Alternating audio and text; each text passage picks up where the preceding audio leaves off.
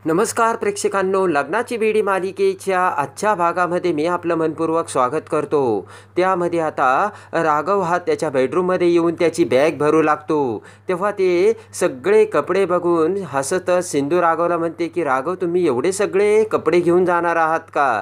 तर आता राघवसुद्धा हसू लागतो। त्याच वेळेस आता मधू तिची कपड्यांची बॅग भरून राघवच्या बेडरूमच्या दरवाजाजवळ येते, तर पटकन सिंधू आता मधूसमोर उभा राहते। सिंधूकडे बघत मधूला राग येतो आणि मधू म्हणते की हे बघ, माझ्या मार्गातून बाजूला हो, तू मला अशी राघवला भेटण्यापासून अडवू नाही शकत। तेव्हा आता सिंधू म्हणते की नाही होणार, जा काय करायचं ते। सिंधू म्हणते की हे बघ, आपण त्याची लग्नाची बायको आहोत आणि तो आपला हजबंड आहे आणि ही आमच्या दोघांची खोली आहे। सिंधू म्हणते की या खोलीत कोण इन होणार आणि कोण आऊट होणार ना, हे फक्त आपण ठरवणार, कळलं का तुला? तेव्हा आता सिंधू म्हणते की ही दरवाजा आहे ना या रूमचा, ही एक लक्ष्मण रेषा आहे असे समज, आणि या लक्ष्मण रेषेच्या आतमध्ये तू यायचं नाही असे आता सिंधू मधूला सांगते। तेव्हा मधू म्हणते की तू मला या बेडरूममध्ये येण्यापासून अडवू शकतेस, पण राघवला भेटण्यापासून नाही। मधू म्हणते की तुझ्या माहितीकरता सांगते मी, सिंधूचा राघव आहे ना, तो आता माझा झाला आहे। सिंधूसाठी, तुझ्यासाठी, घरच्यांसाठी तो आता सगळ्यांना सोडायला तयार झाला आहे आणि माझ्याबरोबर यायलासुद्धा तयार झाला आहे, लक्षात येतं आहे ना तुझ्या? मधू म्हणते की हे बघ, दिवा बंद होताना जसा फडफडतोय ना, तशी तुझी बडबड आहे ही निरर्थक। मधू म्हणते की तुझं जर लेक्चर झालं असेल ना, तर जा लगेच इथून कल्टी मार। तेव्हा मधू म्हणते की मला राघवला भेटायचं, मी इथून तशी जाणारच नाहीये। सिंधू म्हणते की किती वेळा सांगायचंय तुला की ही लक्ष्मण रेषा आहे आणि त्याच्या आतमध्ये तू यायचं नाहीस म्हणून। सिंधू म्हणते की तू ना आता इथेच वेट कर, 1 सेकंद, 1 मिनिट, 1 तास, 1 दिवस, जेवढा वेळ पाहिजे ना तुला तेवढा वेळ तुझे इथे वाट बघ। सिंधू म्हणते की तू एक जन्मदरी इथे उभा राहून थांबली ना, तरीसुद्धा आपण तुला या लक्ष्मण रेषेच्या आतमध्ये एंट्री देणार नाही, कळलं का तुला? तेव्हा आता मधू म्हणते की झालं का तुझं आणि चल बाजूला हो, असे म्हणत आता मधू पुढे येऊ लागते, तर आता सिंधू मधूला मागे ढकलते। त्याच वेळेस पुन्हा सिंधू आता दरवाजा बंद करून घेते आणि पटकन आता दरवाजा बंद करताच हसतच सिंधू राघवकडे येते। इकडे आता मधूला मोठा धक्का बसलेला असतो, सिंधूने दरवाजा लॉक केलेला असतो आणि आता पटकन राघव हा सिंधूला मिठी मारतो। सिंधूच्या मिठीत येऊन राघव म्हणतो की मी तुझ्याशिवाय राहू शकत नाही।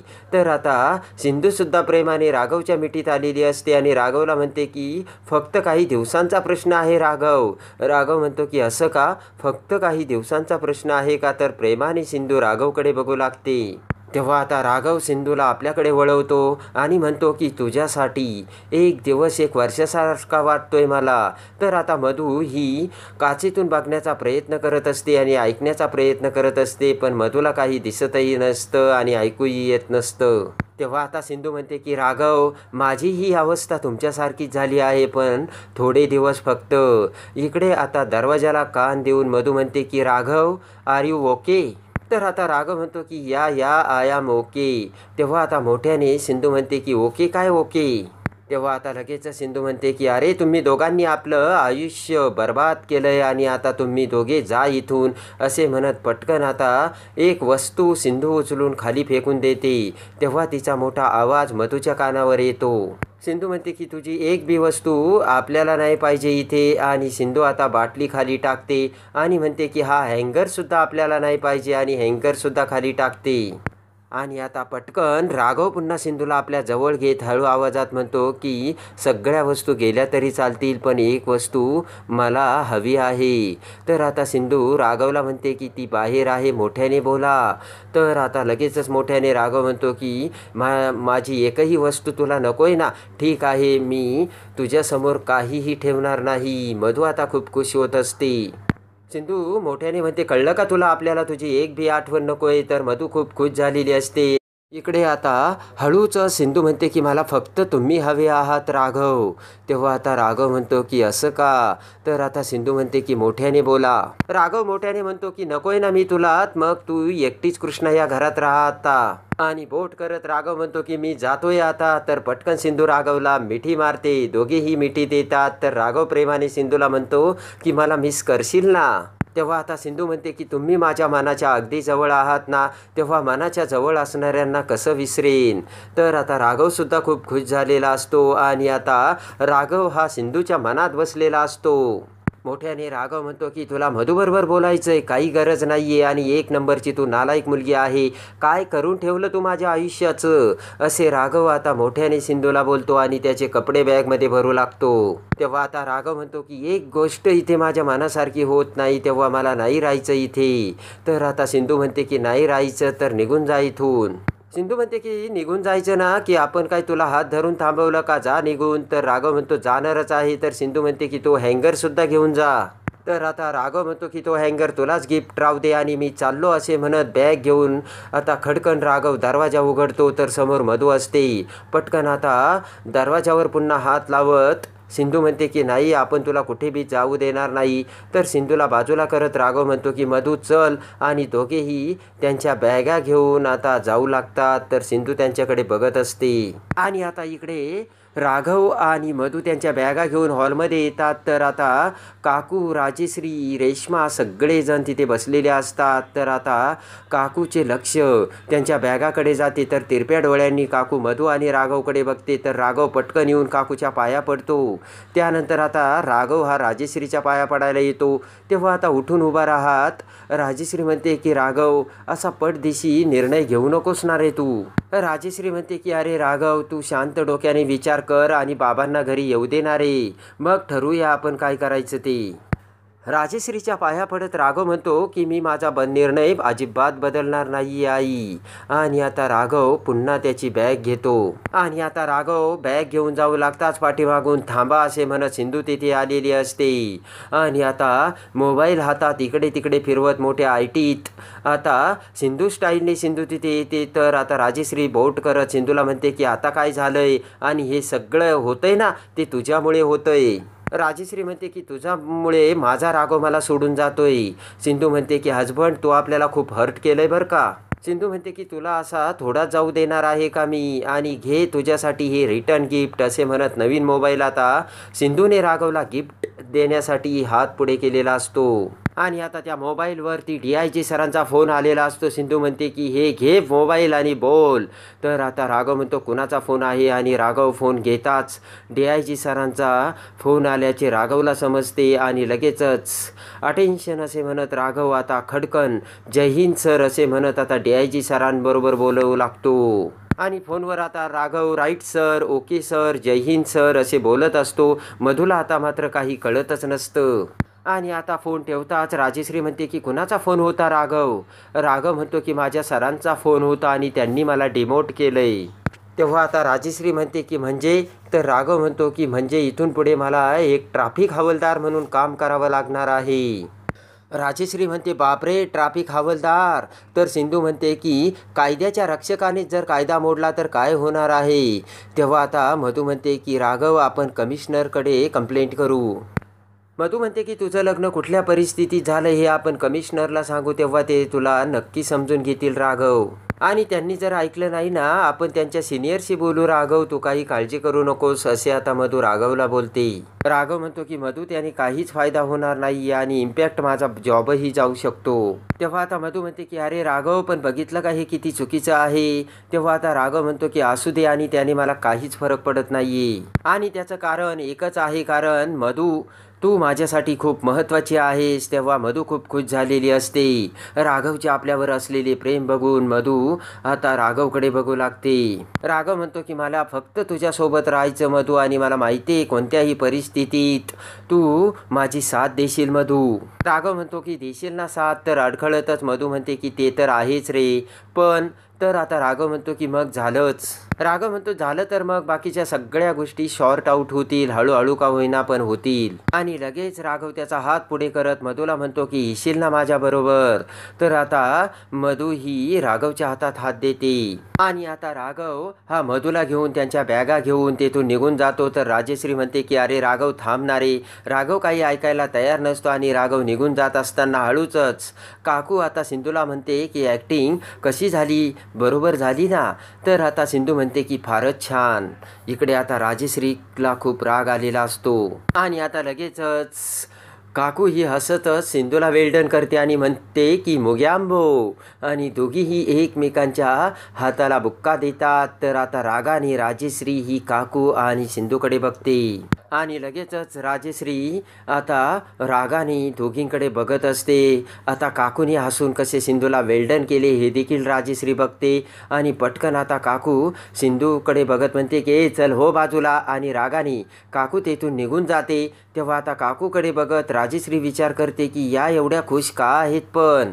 तेव्हा आता राजेश्री विचार करते की नक्की या दोघींचं चाललंय तरी काय. तर आता डोक्याला हात लावत तोंडाला हात लावत सिंधू रडू लागते, रडण्याचं नाटक करू लागते. आणि आता राघव आणि मधू एका जुन्या रूममध्ये आलेले असतात. तिथे खूप धूळ असती, सगळ्या वस्तू इकडे तिकडे पडलेल्या असतात. आणि आता इकडे तिकडे बघत राघव मधूला म्हणतो की मधू, आता हेच आहे आपलं पहिलं घर.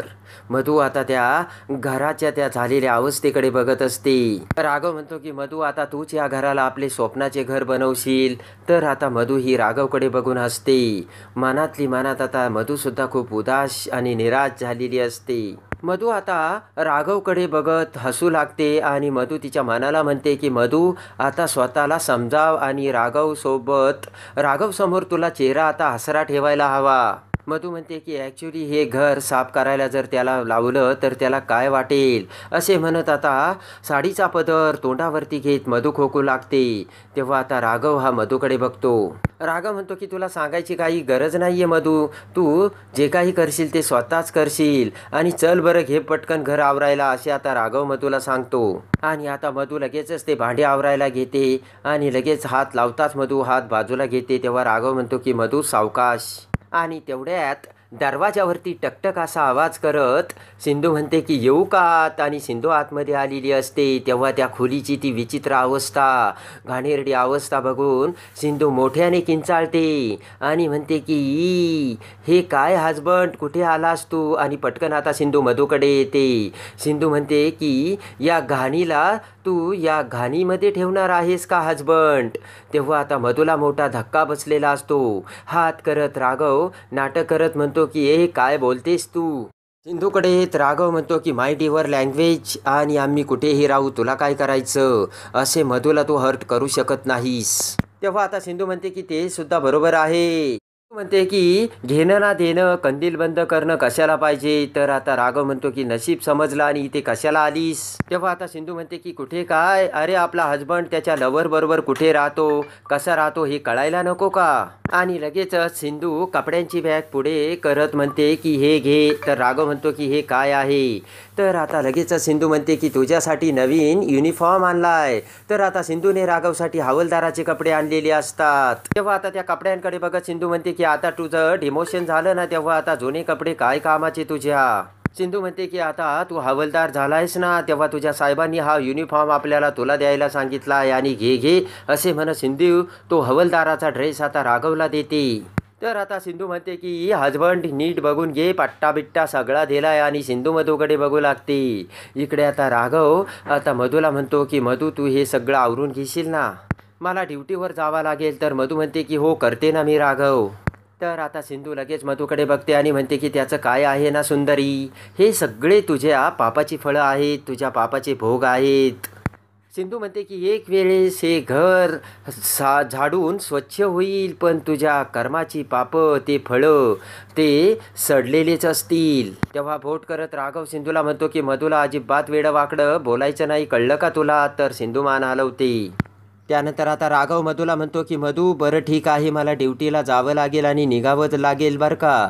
तेव्हा आता मधू म्हणते की व्यवस्थित आणि नीट जा बरं का राघव.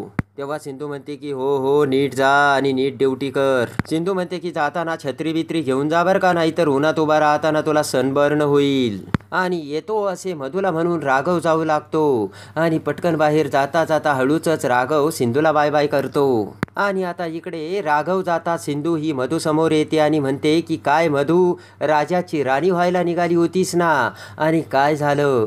तेव्हा आता रागाने मधू सिंधूकडे बघते आणि म्हणते की आज जी परिस्थिती आहे ना ती उद्या बदलेन, मला त्याची अजिबात चिंता नाही आहे. आणि राहिला प्रश्न राघवचा ना, तर राघवसोबत मी कुठेही राहीन, तू काही काळजी करू नकोस. तेव्हा आता राहा मग राघवसोबत आणि काही दिवसांनी मी पुन्हा इथे येईल, तेव्हा तू तुझ्या याच वाक्यावरती ठाम राहा बरं का, असे आता सिंधू ही मधूला बोलते. कारण आता मला पुन्हा तुझ्या तोंडून हेच उद्गार ऐकायचे मधू, असे आता सिंधू मधूला सांगते.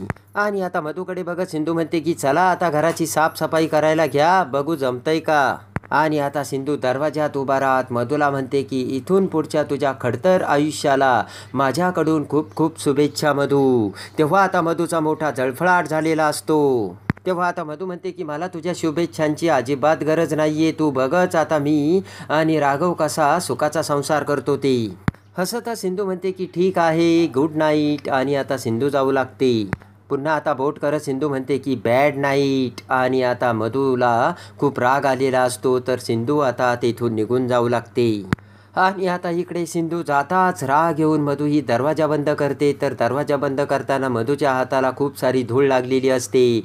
आणि ते हात धुळीचे साडीला पुसत मधू म्हणते की काय वेळ आली. आणि आता मधू ती खोली आता आवरण्यासाठी आता पुढे येते. सगळ्यात अगोदर त्यांच्या कपड्याच्या बागा एका कोपऱ्यात ठेवते. आणि आता मधूला खूप त्रास होत असतो. आणि आता मधू शेजारीच असलेले कपडा घेऊन आता ते घर स्वच्छ करू लागते. त्या कपड्याला सुद्धा खूप डस्ट असते. तेव्हा आता घाबरतच मधू ते सगळं करत असते. आणि त्यानंतर मधू आता हातात झाडू घेऊन ती सगळी डस्ट आणि ते सगळे जाळे जळकुटे आता काढू लागते. मधूला खूप त्रास होत असतो. मधूला ते सगळं करणं खूप किळसवाणी वाटत असतं. आणि आता इकडे मधू अखेर एका कपाटासमोर येते, तर ते कपाटावरती काचेवरती खूप सारी शाई सांडलेली असते. काच खूप अस्वच्छ झालेली असते. आणि मधू त्याच्याकडे बघते आणि आता ती काच स्वच्छ करायला लागते. इकडे आता सिंधू पुन्हा काठी घेऊन आता एका लाईटीच्या ठिकाणी आलेली असते. आणि पटकन आता त्या पोलवरची मेन स्विच आता सिंधू बंद करते. आणि त्याच वेळेस मधूच्या खोलीतील लाईट गेलेली असते. लाईट जाताच मधू खूप घाबरते आणि मोठ्याने ओरडते. पटकन आता सिंधू ती काठी घेऊन पुन्हा मधूच्या रूमच्या भिंतीच्या आडोशाला येते. इकडे आता लाईट गेल्यामुळे मधू खूप घाबरी झालेली असते. मधू म्हणते की लाईट कशी गेली देवा, आता काय करू मी. आणि आता सिंधू पाण्याचा ड्रम आता खिडकीच्या खाली ठेवते आणि त्याच्यावर उभा राहते. आणि आता सिंधू त्या ड्रमवरती उभा राहून खिडकी उघडते आणि हळूच खिडकीमधून बघू लागते. तर इकडे मधू घाबरलेली असते. मधू म्हणते की प्लीज देवा माझी मदत कर.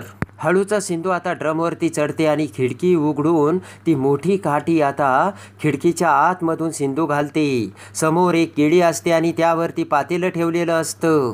आणि आता शेजारीच असलेले ते पातेले काठीना सिंधू खाली पाडते आणि त्याचा मोठा आवाज होतो. तर मधू खूप घाबरलेली असते. मधू ही मोठ्याने किंचाळी मारते.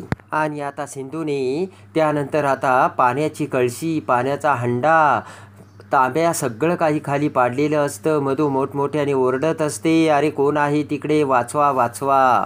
मधूचे खूप मोठे हाल होत असतात. भीतीने मधूची गाळण उडालेली असते. कोण आहे तिकडे, मधूची आता दात खिळी बसलेली असते. पटकन आता सिंधू ही काठी बाहेर काढते आणि ड्रमच्या खाली उतरत पुन्हा खिडकी जोराने लावून घेते. तर तिच्या आवाजाने पुन्हा मधू खूप घाबरते. आणि मधूने आता कानाला हात लावलेले असतात. आणि आता त्या अंधारातून मार्ग काढत मधू तिच्या बॅगजवळ येते आणि पटकन तिचा मोबाईल घेते. इकडे आता सिंधू खूप हसत असते. पटकन आता मोबाईलचा टॉर्च मधू चालू करते. सगळे भांडे आता खाली पडलेले असतात, अस्ताव्यस्त झालेले असतात.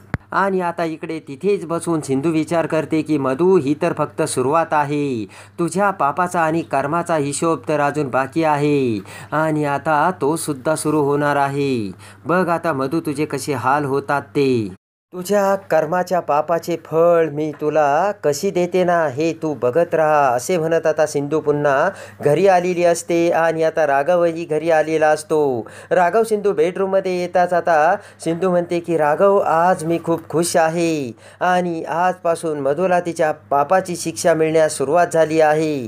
तेव्हा आता काकू सुद्धा खूप खुश झालेली असते आणि काकू म्हणते की राहू दे तिला एकटीला अशीच. तर राघवही खुश झालेला असतो. तेव्हा आता सिंधू म्हणते की आता मधूचा खरा चेहरा सगळ्यांच्या समोर येणार आणि आता तिला शिक्षा होणार. काकू म्हणते की अजून तिला बरेच दिवस राहू दे तिथे. आणि आता इकडे मोबाईलचा टॉर्च चालू करून मधू ही त्या लाईटच्या पोलजवळ जाते आणि मेन स्विच चालू करते. तेवढ्यात लाईट आलेली असते तर मधू खूप घाबरते आणि पळतच रूममध्ये येते. आणि आता इकडे मधू ही रूममध्ये इकडे तिकडे बघत विचार करते की इथे भूत तर नसेल ना. मधू आता खूप घाबरलेली असते आणि ही खोली भूताची असेल का, इथे भूत राहत असेल का, असे नाना विचार आता एकट्या मधूच्या डोक्यात येत असतात. आणि इकडे राघव सिंधू रत्नबारक्यांच्या घरी येऊन इकडे आता मधूची भयानक हाल करून आता घाबरगुंडी उडवून मधूला आता झोपही लागणार नसते. आणि आता मधूच्या पापाच्या कर्माचा हिशोब सिंधूने सुरू केलेला असतो. तर आता पुढे सिंधू ही मधूचे कसे भयानक हाल करते, सिंधू आता मधूच्या एकेका पापाचा बदला कसा घेते, पापाचा हिशोब आता सगळा समोर धरून आता राजेश्री समोर मधूचे खोटे रूप कसे समोर आणते हे बघण्यासाठी आणि लग्नाची बेडी मालिकेच्या डेली अपडेटसाठी बेल नोटिफिकेशनवर क्लिक करून आपल्या चॅनलला लाईक करा, सबस्क्राईब करा.